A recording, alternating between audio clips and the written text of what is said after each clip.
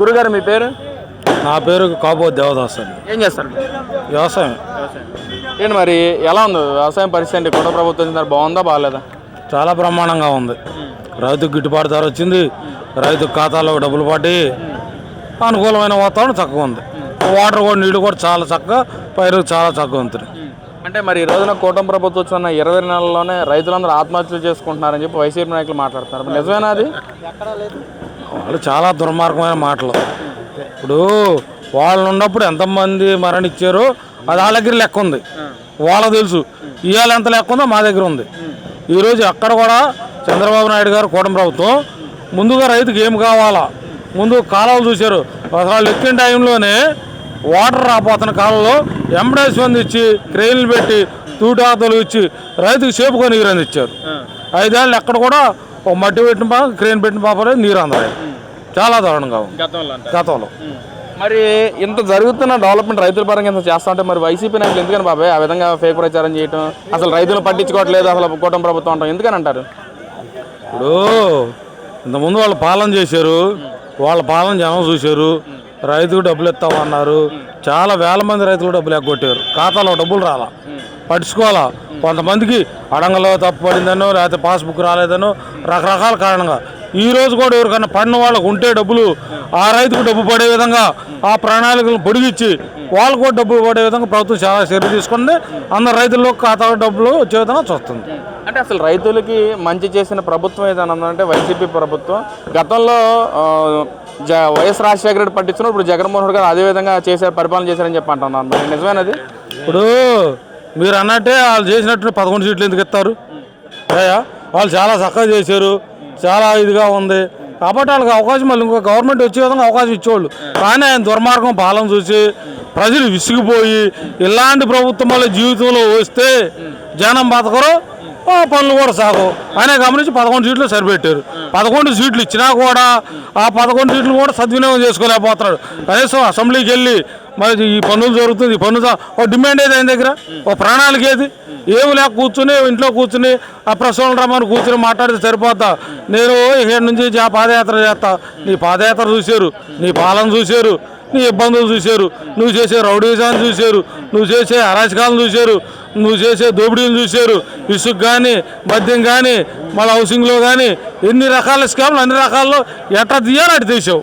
అన్నిటి కూడా లెక్కలు ఉంటే దాని జవాబు ఉంటుంది. అంటే ఈ రోజున మద్యం కానీ ఇసుక కానీ ల్యాండ్ కానీ మట్టి ఏదైనా దాని అన్నింటిలో అక్కడ తీగలాగితే దొంగ కదిలినట్టుగా ఒక్కొక్క నాయకుడు బయటకు వస్తున్న పరిస్థితి. మరి ఇట్లన్నింటి వెనకాల మెయిన్ తలకాయ ఎవరంటారు? మెయిన్ తలకాయ వెళ్ళండి. ఇంకా అసలు అధినేతే మెయిన్ నాయకుడు అయితే ఇంకా తలకాయ ఏముంది? అసలు ఆయన మార్గదర్శకం అయ్యాడు వాళ్ళందరికీ. రౌడీజం చేస్తావు, దొంగతనాలు చేస్తావు. మరి ఈ రకమైనది నాయకుడు అయినప్పుడు కార్యకర్తలు ఎందుకుంటారు? ఒక స్వచ్ఛమైన ఎప్పుడైనా సరే శుభ్రంగా ఉంటే కార్యకర్తలు కూడా శుభ్రంగా ఉంటారు.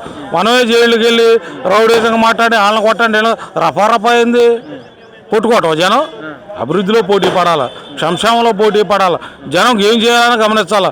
అంతేగాని నేను ఎత్తే మిమ్మల్ని కొడతాను, నేను ఎత్తే మిమ్మల్ని కొడతాను విధానం తప్పు. ప్రజాస్వామ్యంలో ఉన్నప్పుడు ప్రజలు సుభిక్షంగా ఉండే విధంగా ప్రజానాయకుడు గమనించాలా, అది ఆలోచించి మాట్లాడాలి. అది గొప్పతనం చెప్పుకోవాలి. కానీ నేను ఎత్తుగా అధికారులు అయితే వాళ్ళని కొడతాను, మేము అధికారులు దేని కొడతాను, అది చాలా తప్పు నిర్ణయం. అదే రాజ్యాంగంలో ఎవరైనా కూడా రాజకీయాలు చేయొచ్చు, కానీ ఇలాంటి నిర్ణయాలు చాలా తప్పుడు నిర్ణయాలు. అది ఏ పార్టీ అయినా ఖండించాల్సిందే. మరి ఈ రోజున కూటమి ప్రభుత్వం అంతా రెడ్ బుక్ రాజ్యాంగం నడిపిస్తూ ఉంది. ఎవరైతే ఈ ప్రభుత్వం మీద ఇచ్చేస్తున్నారో వాళ్ళని టార్గెట్ చేసి అరెస్టులు చేస్తుందని చెప్పి అంటున్నారు. బాబా ఏంటి నిజమైన రెడ్ బుక్ రాజ్యాంగం నడుస్తుందో రాష్ట్రంలో? రెడ్ బుక్ కానీ అమలు అయితే మొట్టమొదటి జగన్మోహన్ రెడ్డి గారు వెళ్ళాలి. కాబట్టి ఆయన వెళ్ళలేదు కాబట్టి రెడ్ బుక్ రాజ్యాంగం అమల్లోకి రాలేదు. అందుకంటే అవినీతి పనులు చేసిన వాళ్ళు ఉన్నారు. కార్యకర్తలు సహజంగా ఏదో చిన్న పని ఉంటాయి, వాటిని పరిగణలోకి తీసుకోవాల్సిన అవసరం లేదు. అంటే రెడ్ బుక్ రాజ్యాంగం అమల్లోకి రాలేదు. అది అని చెప్పారు. రెడ్ బుక్ రాసుకున్నారు, మేము డిజిటల్ బుక్ రాసుకున్నాం, బ్లూ బుక్ రాసుకున్నాం, వచ్చాక మామూలుగా ఉండదు, ఎంత దూరం తీసుకొచ్చి బట్టలు చేసి నిలబెడతా ఉంటున్నారు. మరి ఏంటి ఆయన వచ్చాక బట్టలు నిలబెడతాకి ఆయన బట్టలు జనం లోపల పెట్టే రోజుల దగ్గరే ఉంటే ఇంకా ఆయన జనాన్ని తీసి బట్టలు తీసే రోజులు ఇంకేడుండే ఆయనకి?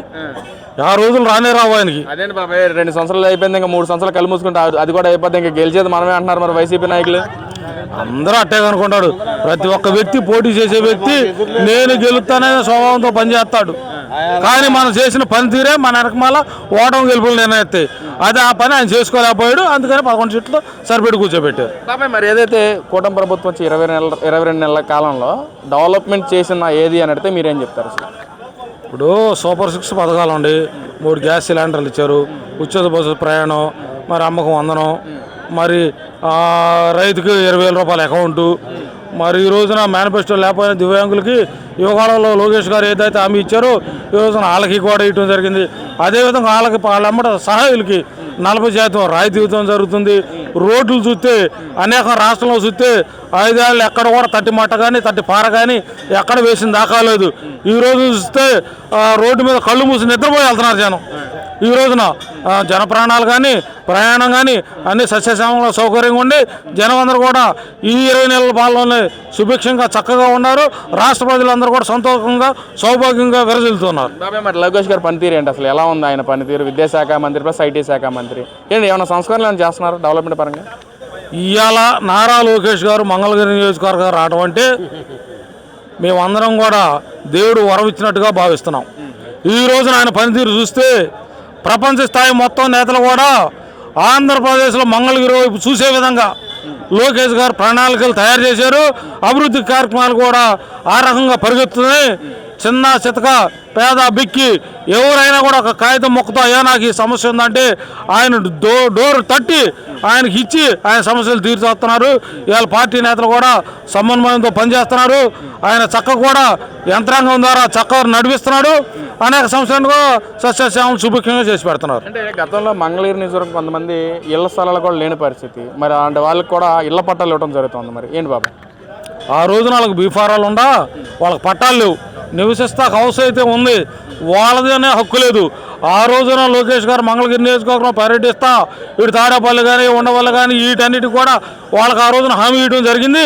అదేవిధంగా వాళ్ళ ప్రతి ఒక్క ఇంటికి కూడా వాళ్ళు పిలిపించి వాళ్ళకి బట్టలు పెట్టి వాళ్ళకి పట్టాన్ని వాళ్ళ చేతిలో పెట్టి వాళ్ళ ఇల్లు వాళ్ళు సొంతం చేసిన విధంగా ఆయన చేశారంటే ఆయన చేతల మనిషి కాదు, పోతల మనిషి కాదు, చేతల మనిషి అని కూడా ఈ రోజున ఆయన నిరూపించుకున్నారు. వైసీపీ నాయకులు అసలు లోకేష్ మంగళగిరి నియోజకవర్గంలో ఉండట్లేదు, విదేశాల్లో తిరిగి జలసాలు చేస్తానని చెప్పి అంటున్నారు. మరి అలాంటి వాళ్ళకి ఎలాంటి సమాధానం చెప్తారు మీరు? నారా లోకేష్ గారు జలసాలు చేయాలంటే ఆయన చాలా ఆస్తులుండి జలసాలు చేయొచ్చుకోరు. ఆయన చేసేది యువత భవిష్యత్తు కోసం, యువత ఏ రకంగా ముందుకు తీసుకెళ్ళాలి, వాళ్ళకి కంపెనీలు తీసుకొచ్చి ఏ రకంగా జీవనోపాధి చూపించాలి అనే సంకల్పంతోనే మరి వివిధ దేశాలకు వెళ్ళి కంపెనీలతో మాట్లాడి రాజధానిలోకి ఇవాళ కంపెనీలు వస్తున్నాయి అంటే నారా లోకేష్ గారు ముందు చూపుతోనే ప్రపంచ స్థాయిలో ఎక్కడైతే ఏదుందో మాట్లాడి వాళ్ళతో ప్రతినిధులతో మాట్లాడి ఈ రోజున మన ఆంధ్ర రాష్ట్రం యువత కోసం, వాళ్ళ ఉపాధి కోసం, వాళ్ళ సంక్షేమం కోసం ఆయన నడుము కట్టుకుని ఇవన్నీ తిరిగి వస్తున్నాడు. రాబోయే ఫ్యూచర్లో అందరూ కూడా జాబులు ఉపాధులు ఉంటాయని కూడా తెలియజేస్తున్నాం. గతంలో నాకు 90,000 మెజారిటీ ఇచ్చారు మరి లోకేష్ గారికి, ఈసారి ఎంత మెజారిటీ ఇస్తారు? మరి 90,000 అనేది చాలా తక్కువ మెజార్టీ, 91,000 చిల్లర వచ్చినాయి. అవి కూడా చాలా తక్కువ మెజార్టీ అనుకుంటున్నాను చేసిన సేవకి. ఈ రోజు చూస్తే రేపు ఈ నియోజకవర్గంలో వాళ్ళకి డిపాజిట్లు కూడా రావు. వేరే అతను తీసుకొచ్చి ఇక్కడ నిలబెట్టినా రావంటారా? వేరే అతనుగా జగన్మోహన్ రెడ్డి గారిని పోటీ చేయమనండి, వేరే వాళ్ళు ఎందుకు? ఆయన తెలుసుకుందాం. ఈ లోకేష్ గారి నియోజకవర్గం వేడ కాదు, లోకేష్ గారు ఉండేది ఎక్కడొచ్చి దమ్ముకు నిలబడ్డాడు. ప్రజల్లో అధినేత నుంచున్నా సరే గెలిపించారంటారు జగన్మోహన్ రెడ్డి గారిని. అధినేత వాళ్ళు ఆయన పులివెందులు తప్పితే ఎడా పోటీ చేయలేడు. ఆయన చేస్తే ఒక పులివెందులే, ఆ గడప దాటలేదు ఆయన. ఈయన ఏడాది రాష్ట్రంలో ఎక్కడైనా చేస్తాడు గెలకాడుతాడు. సత్తా ఉంది మా నేతకి.